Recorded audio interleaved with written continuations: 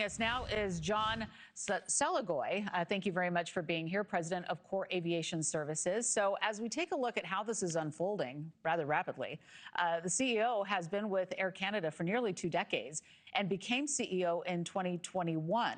So I'm curious, first of all, what you make of this departure and also what it means for the stability of the airline and leadership. Obviously, a lot of people were not happy how he handled it, but it seems like, is it such a big deal for him to actually step down? Hi, Laura. Thank you for having me on. One fact I need to point out is this is a Quebec, Canada-based airline where the majority of the folks up there are French-speaking. So while it was a misstep that I don't think his communication was clearly put out in French, I think it also exposed some of the perceived internal management weaknesses he may have had as a corporate leader. Yeah, I mean, how big of a role at this point do you think the language he spoke played in the departure? Do you think that maybe that was the tip of iceberg of something that we just didn't know about?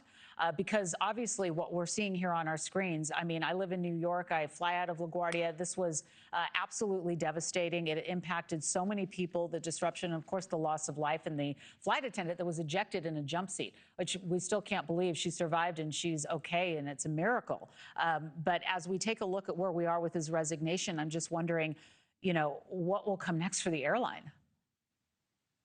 Well, particularly in the event of a tragic mishap like this, where we had 2 pilots killed and significant injuries to both crew and passengers, the sensitivity of the corporate communications were critical, and obviously both the political leadership in Canada as well as the airline's board of directors recognized that there was a gap there, and it sounds like that board is currently reviewing potential candidates to come in to the airline and take over leadership. It's just unfortunate, but so critical that the corporate communications are succinct and spot on. But the French-speaking piece of this, I think, is overlooked. And I think an analogy here in the U.S. might be somebody that might not be sensitive to Spanish speakers, for example. That's a comparison I can offer. Sure. I mean, that makes sense. And, when we take a look at the casualties here, 41 passengers were injured in this crash. And of course, there are concerns that have grown now about air traffic control and the broader airline industry. We've been talking about it for a long time. This isn't the first incident that has either been a near miss or an actual collision. Do you think that Air Canada needs to make any systematic changes to prevent something like this from happening again? Obviously, this was something that happened between a fire truck, but we want to be safe. I've been talking to people at LaGuardia. This was devastating, and I was struck by when I was there reporting this last week. I was watching planes come in with that wreckage still on the tarmac, and I was thinking to myself, what is that like for everybody that's flying in and looking out their window to see what was down below? I mean, this has really rattled a lot of people. A lot of people want to make sure that we're safe, obviously, but is this incident happening, or was it a slew of different errors not pertaining to the airline specifically as you see it?